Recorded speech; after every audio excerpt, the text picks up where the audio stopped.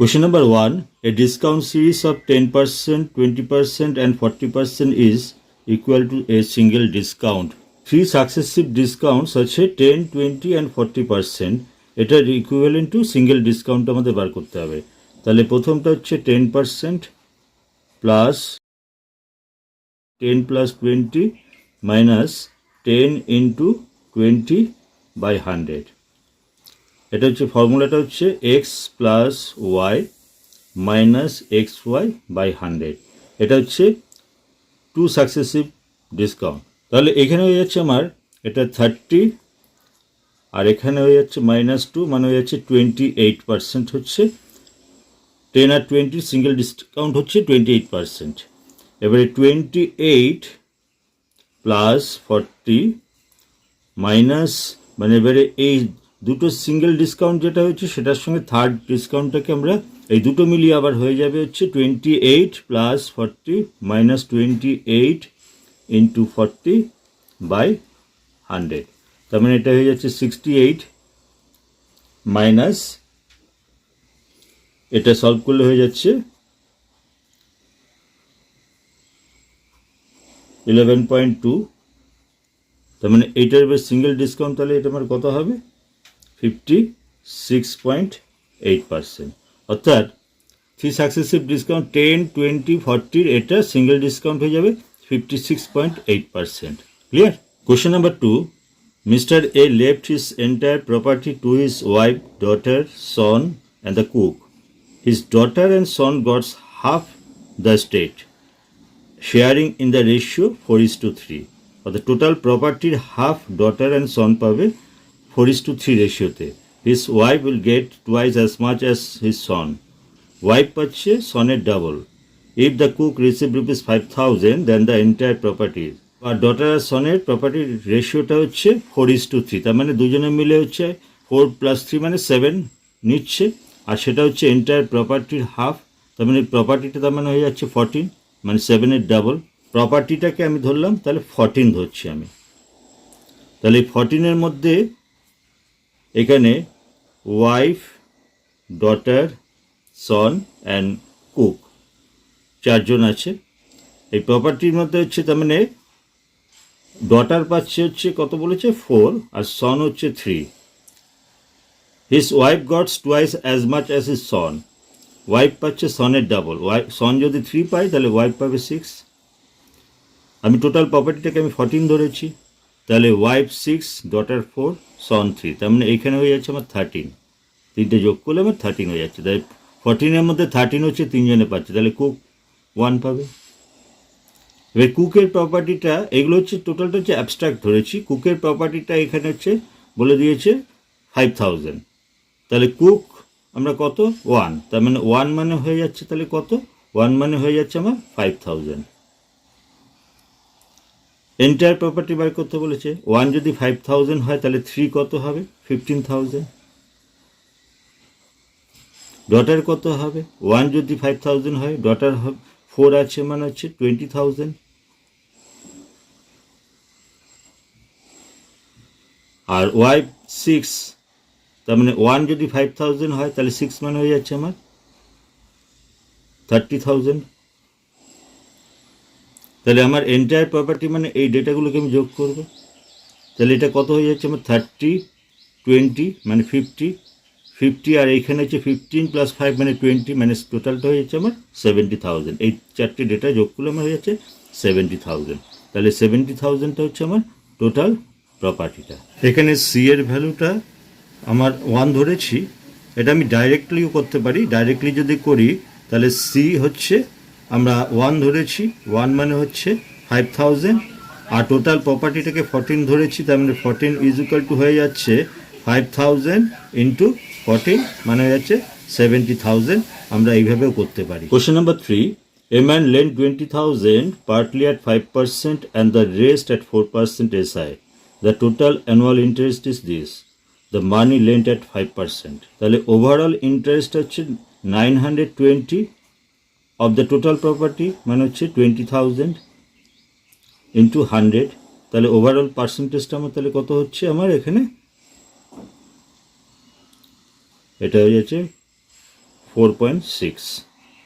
তাহলে একটা হচ্ছে 5% ইন্টারেস্টে দিচ্ছে, একটা 4% ইন্টারেস্টে দিচ্ছে, আর ওভারঅল ইন্টারেস্টটা হচ্ছে আমার এখানে কত, 4.6। তাহলে এটা সাবট্রাক্ট করলে আমার এখানে হয়ে যাচ্ছে,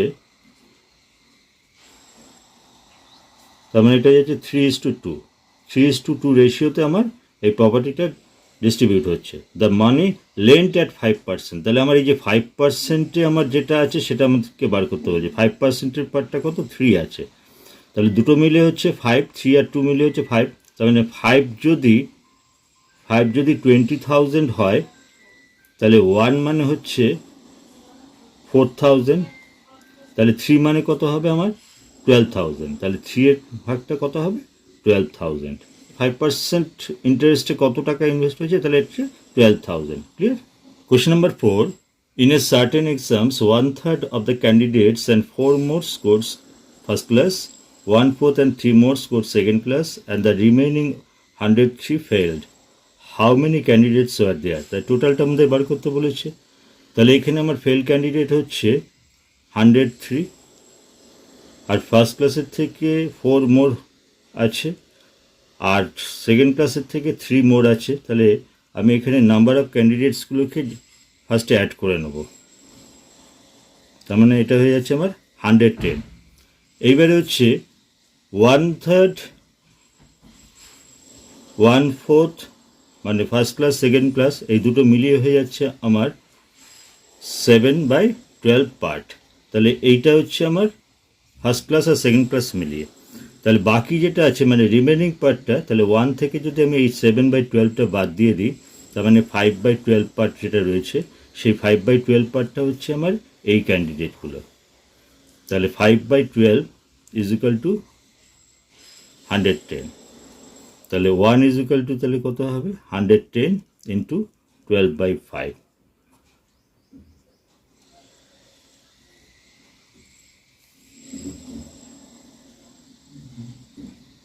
264। তাহলে আমার 1 মানেটা কি, 1 ইকুয়ালস টু 264 মানে হচ্ছে 1টা হচ্ছে টোটাল, তাহলে নাম্বার অফ ক্যান্ডিডেটস হচ্ছে 264।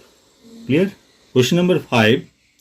In an examination, a candidate who scored 25% of the maximum marks and failed by 60 marks, but another who scores 42% of the marks gets 8 marks more than the pass marks. তাহলে find the pass percentage. তাহলে এইখানে হচ্ছে একজন 42% পেয়েছে, একজন 25% পেয়েছে। তার মানে এই দুটো পার্সেন্টেজের আমার ডিফারেন্সটা বার করতে হবে। এই দুটো ডিফারেন্সটা কত হবে, 42 মাইনাস 25, মানে এটা হয়ে যাচ্ছে আমার 17% হয়ে যাচ্ছে। তাহলে পার্সেন্টেজের দিক থেকে তাদের ডিফারেন্সটা হচ্ছে 17%, আর মার্কসের দিক থেকে তাদের ডিফারেন্সটা তাহলে কত হচ্ছে, 60 লেস আর 8 মোর, তার মানে হচ্ছে 68। তাহলে 17% ইকুইভ্যালেন্ট টু 68। তাহলে 1% মানে কত হবে আমার, 68/17 মানে হয়ে যাচ্ছে আমার 4, আর 100% মানে আমার কত হয়ে যাবে, 100% মানে 400। তাহলে 100%টা কি না, টোটাল। তাহলে আমার টোটালটা কত হচ্ছে, আমার এক্সামটা হচ্ছে 400-এ। এবার আমাদের পাস পার্সেন্টেজটা বার করতে হবে। তাহলে পাস পার্সেন্টেজ বার করতে গেলে আগে পাস মার্কসটা বার করতে হবে। তাহলে যে 25% পেয়েছে আউট অফ 400, তার মানে হচ্ছে 100-এ 25 পেয়েছে, তার মানে 400-এ 100 পেয়েছে, এবং তার জন্য সে 60% লেস পাওয়ার জন্য সে ফেল করেছিল। তাহলে 100-এর সঙ্গে 60 যদি অ্যাড করা হয় তাহলে পাস মার্কসটা হয়, তাহলে সেটা হয়ে যাচ্ছে 160। এটা পাস মার্কস, এটা পাস মার্কসটা হচ্ছে আমার কত, 160। তাহলে পাস পার্সেন্টেজটা আমার কত হচ্ছে, আমার 160 বাই টোটাল ইন্টু 100, তার মানে 40% হচ্ছে আমার pass percentage. Clear? Question number 6. A shopkeeper sells vegetables at a profit of 10% and uses weight which are 10% less than the actual weight. The total gain percent.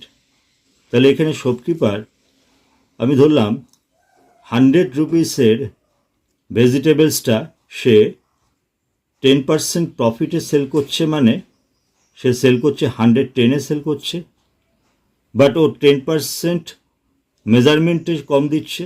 তার মানে অ্যাকচুয়ালি 100 রুপিসের ভেজিটেবল পরিবর্তে সে দিচ্ছে তাহলে কত, আমার 10% লেস দিচ্ছে, মানে সে 90 রুপিসের ভেজিটেবলটা সে দিচ্ছে।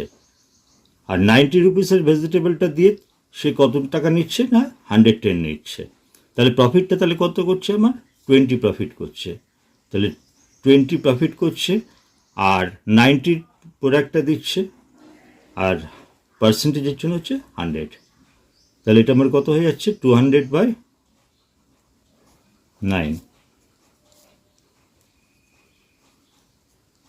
22 and 2/9% হচ্ছে সে গেইন বা প্রফিট করছে। Clear? Question number 7, out of the following ratios 2:7, 5:9, 3:7 and 4:5 the greatest ratio is.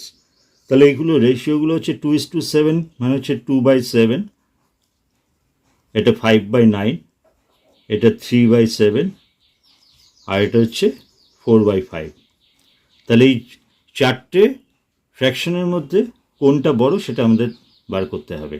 আমাকে ডায়াগোনালি মাল্টিপ্লাই করতে হবে, অর্থাৎ 9 2 যা 18, এটা হয়ে যাচ্ছে 18 আর 7 5 যা 35। তাহলে 18 আর 35-এর মধ্যে আমার 35টা যেহেতু বড়, তার মানে এই 5/9 এইটা আমার বড় ফ্র্যাকশন। ঠিক আছে, এই দুটোর মধ্যে এটা বড়। তা আমাদের গ্রেটেস্ট বার করতে বলেছে, তাহলে এবার এটার সঙ্গে এটা ট্যালি করব। এটা 5 7 হচ্ছে 35 হয়ে যাচ্ছে আর 3 9 হচ্ছে 27 হয়ে যাচ্ছে। তাহলে 27 আর 35-এর মধ্যে 35 বড়, তার মানে এইটা আর এইটার মধ্যে হচ্ছে এই 5/9টাই আমার বড়। তাহলে এটার সঙ্গে আবার এটাকে ট্যালি করব, 5 5 যা 25 আর 4 9 যা হচ্ছে 36। তাহলে এটা হয়ে যাচ্ছে 5 5 যা 25 হচ্ছে আর এটা হয়ে যাচ্ছে 36 হয়ে যাচ্ছে, তার মানে এই ফ্র্যাকশনটা বড়, তার মানে 4:5 এই রেশিওটা হচ্ছে এই চারটের মধ্যে সব থেকে বড় ratio. Question number 8, if the circumference of a circle is reduced to half then percentage of area of the circle reduced to. তো সার্কামফারেন্স মানে হচ্ছে এখানে হচ্ছে 2πr, 2πr। তাহলে এই 2πটা হচ্ছে একটা কনস্ট্যান্ট ভ্যালু, আরটা হচ্ছে আমার ভ্যারিয়েবল। আর চেঞ্জ হওয়া মানে সার্কামফারেন্স চেঞ্জ হয়ে যাচ্ছে। তাহলে সেই আরটা যদি হাফ হয় তাহলে এরিয়াটা কত পার্সেন্ট চেঞ্জ হবে সেটা আমাদের বার করতে বলেছে। তাহলে আমি ইনিশিয়ালি ধরলাম আরটা 2, রেডিয়াসটা হাফ হয়ে যাচ্ছে, তার মানে রেডিয়াসটা হাফ হয়ে যাচ্ছে মানে 2 এর হাফ মানে হচ্ছে 1 হয়ে যাচ্ছে। তাহলে ইনিশিয়ালি রেডিয়াস যখন 2 ছিল তখন আমার এরিয়াটা কত হবে, এরিয়া হচ্ছে পাই/r স্কোয়ার। এখানেও সেই একই ব্যাপার, পাইটা কনস্ট্যান্ট ভ্যালু, আর চেঞ্জ হওয়া মানে হচ্ছে আমার, তার মানে এরিয়াটা আমার চেঞ্জ হবে। তাহলে আর যখন আমার 2 তখন এরিয়াটা হয়ে যাচ্ছে, তার মানে 2 স্কোয়ার মানে হয়ে যাচ্ছে আমার 4। আবার এখানে আর যখন 1 তখন এরিয়াটা হয়ে যাচ্ছে 1 স্কোয়ার মানে হয়ে যাচ্ছে 1, তার মানে আমার এখানে এরিয়াটা চেঞ্জ কত হচ্ছে না 3 টাইমস কমে যাচ্ছে। তাহলে আমাদের বার করতে বলেছে the percentage of area of the circle reduce. তাহলে 3 কমছে, কতর মধ্যে কমছে, 4-এর মধ্যে 3 কমছে, তাহলে 100-এ কত কমছে, তাহলে এটা হয়ে যাচ্ছে আমার 75%, এরিয়াটা রিডিউস করছে। Clear? Question number 9, a candidate who gets 20% of the marks failed by 60 marks and another candidate who gets 32% marks and get 84 marks more than the necessary. The total number of marks is, তা এটা 20% পেয়েছে একজন, একজন 32% পেয়েছে, তার মানে দুটো difference মানে হয়ে যাচ্ছে আমার 12%। তাহলে এই 12% হচ্ছে পার্সেন্টেজের ডিফারেন্স, মার্কসের ডিফারেন্স হচ্ছে একজন 5 মার্কস থেকে 60 কম পেয়েছে, আরেকজন যে 32% পেয়েছে সে 5 মার্কস থেকে 84 বেশি পেয়েছে। তাহলে মার্কসের ডিফারেন্স হচ্ছে 60 + 84, তার মানে হচ্ছে 144। আর পার্সেন্টেজের ডিফারেন্সটা হচ্ছে 32 - 20 মানে হচ্ছে 12, তাহলে 12% মানে 144, 1% মানে হয়ে যাচ্ছে আমার 12 আর 100% মানে হয়ে যাচ্ছে আমার 1200। তাহলে 100% মানে হচ্ছে টোটাল, তাহলে টোটাল হচ্ছে আমার মার্কসটা কত হচ্ছে না 1200। Clear? Question number 10, A tedder mixes 2 varieties of tea costing 36 per kg and 44 per kg and sells the mixture at 42.9 per kg and make a profit of 10% on the deal. He mixes the tea in the ratio. তাহলে এখানে আমাদের দুটো cost প্রাইসের পার্টটা হচ্ছে, একটা হচ্ছে 36 পার কেজিতে আর একটা হচ্ছে 44 পার কেজি, এটা হচ্ছে দুটোর কস্ট প্রাইস।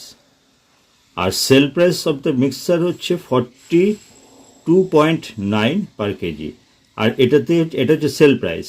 তাহলে এখানে প্রফিট হচ্ছে আমার 10% বলেছে, তাহলে আমার কস্ট প্রাইসটা আমাকে বার করতে হবে, কারণ এইটা হচ্ছে আমার সিপি, এটা সিপি, এটাও সিপি। আমাকে মিক্সার অ্যালিগেশন নিতে গেলে সেম ক্যাটাগরাইজ করতে হবে। তাহলে এখানে কস্ট প্রাইস আছে, এটা সেল প্রাইস আছে, তাহলে সেল প্রাইসটাকে আমাকে প্রথমে কস্ট প্রাইসে কনভার্ট করতে হবে। তাহলে 42.9 যেটা আছে তার উপরে 10% প্রফিট মানে হচ্ছে কস্ট প্রাইস হচ্ছে 100 বাই সেল প্রাইস হচ্ছে 110। তাহলে এইখানে আমার এটা কেটে গিয়ে হয়ে যাচ্ছে আমার 39, তার মানে এই 39টা হয়ে গেছে আমার মিক্সারের কস্ট প্রাইস আমি বার করলাম 39। তাহলে এবারে আমার অ্যালিগেশনের রুলস এটা আমার হয়ে যাচ্ছে 3 আর এটা হয়ে যাচ্ছে আমার 5। তার মানে 5:3 রেশিওতে দুটো কোয়ান্টিটিকে মিক্স করা হয়েছে। ক্লিয়ার? 5:3 রেশিওতে।